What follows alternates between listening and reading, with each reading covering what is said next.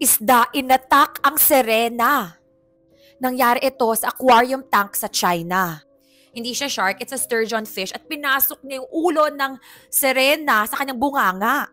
Siya ay nagper-perform at pinapanood ng audience na biglang inatake siya ng sturgeon fish. Buti siya ay nakaalis at nakaahon mula sa tangke. Ayon sa reports, yung performer ay na-injure sa kanyang muka, sa kanyang mata, at sa kanyang leeg. Pero ayon sa reports, pinabalik pa rin siya sa aquarium at pinaperform pa even after the incident. Yung sturgeon fish, it is not a shark at toothless siya, wala siyang ngipin. Nabubukan niya ang kanyang bibig ng malaki kapag kumakain.